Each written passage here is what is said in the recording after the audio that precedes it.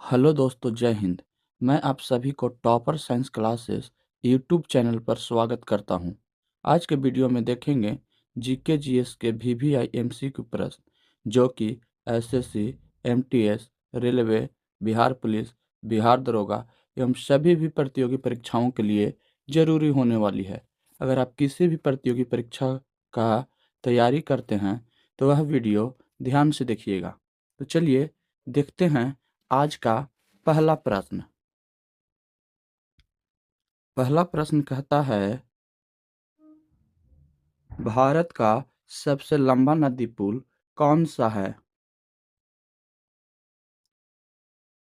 तो इस प्रश्न का सही जवाब होगा भूपेंद्र सागर पुल, यानी कि ये इज द करेक्ट आंसर। इसका नोट्स कुछ देखते हैं। कहता है कि भूपेंद्र सागर पुल 2023 में पूरा हुआ और यह भारत का सबसे लंबा नदी पुल माना जाता है। यह पुल बागमती नदी पर बना है और बिहार के कई जिलों को जोड़ता है। अब बढ़ते हैं अगले प्रश्न की ओर। दोस्तों, अगर आप किसी भी प्रश्न का जवाब जानते हैं तो कमेंट्स बॉक्स में देते चलिएगा। अगला प्रश्न कहता है, भारत का सबसे बड़ा प्रायद्वीपीय राज्य कौन सा है? तो इसका सही आंसर होगा महाराष्ट्र, यानी कि सी is the correct answer.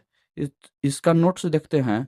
Maharashtra का क्षेत्रफल 3 लाख किलोमीटर स्क्वायर से अधिक है।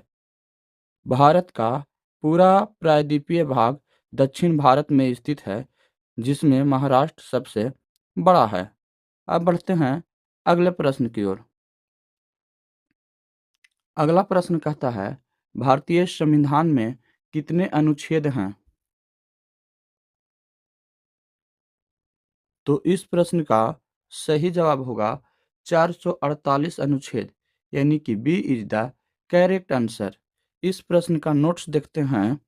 कहता है कि इसे मूल संविधान में 395 अनुच्छेद थे, लेकिन संशोधन के बाद अब 448 अनुच्छेद हो गए हैं।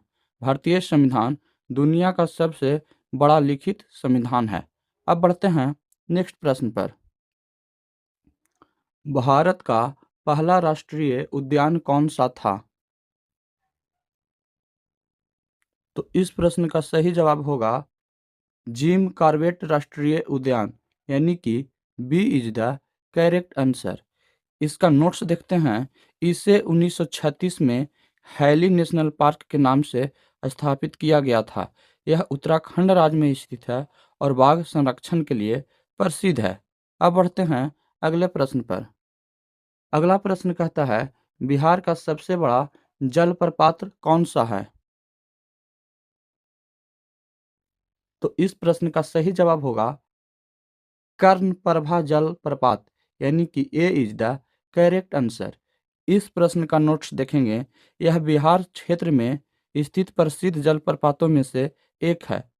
अब बढ़ते हैं अगले प्रश्न की ओर। अगला प्रश्न कहता है, भारत का राष्ट्रीय पक्षी कौन है? तो इस प्रश्न का सही जवाब होगा मोर, यानी कि ए इज द करेक्ट आंसर। दोस्तों, आप किसी भी प्रश्न का जवाब जानते हैं तो कमेंट बॉक्स में देते चलिएगा। अब अगर यह वीडियो आपको पसंद आ रही हो तो इस वीडियो को कर दीजिएगा लाइक, और चैनल पर अगर पहली बार आए हैं तो इस चैनल को कर दीजिएगा सब्सक्राइब। इस प्रश्न का नोट्स देखते हैं। मोर को 1963 में भारत का राष्ट्रीय पक्षी घोषित किया गया था। मोर अपनी सुंदरता और पौराणिक महत्व के कारण प्रसिद्ध है।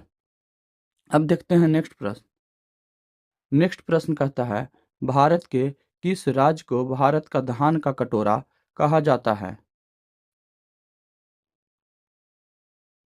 तो इस प्रश्न का सही जवाब होगा पंजाब, यानी कि सी इज द करेक्ट आंसर। इसका नोट्स देखते हैं। पंजाब भारत में धान और गेहूं उत्पादन में सबसे अधिक है।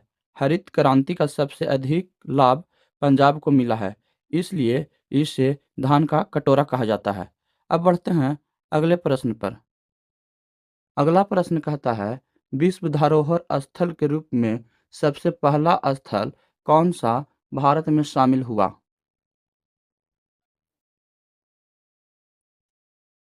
तो इस प्रश्न का सही जवाब होगा अजंता और एलोरा के गुफाएं सबसे पहले धरोहर के रूप में शामिल हुए थे, इसलिए ए इज द करेक्ट आंसर। इस प्रश्न का नोट्स देखते हैं। 1983 में यह स्थान यूनेस्को विश्व धरोहर सूची में शामिल हुआ। अजंता गुफाएं बौद्ध कला के लिए, एलोरा गुफाएं हिंदू बौद्ध जैन मिश्रित स्थापत्य के लिए प्रसिद्ध है। अब बढ़ते हैं अगले प्रश्न पर। अगला प्रश्न कहता है भारत का सबसे बड़ा नमक का उत्पादन किस राज्य में होता है?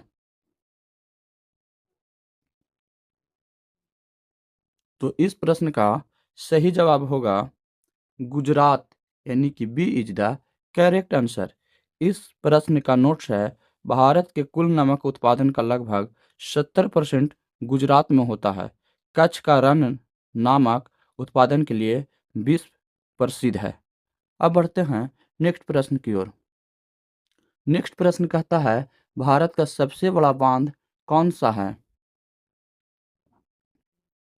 तो इस प्रश्न का सही जवाब होगा भाखड़ा नागल बांध, यानी कि ए इज द करेक्ट आंसर। इस प्रश्न का नोट्स है यह हिमालय प्रदेश में सतलुज नदी पर बना है।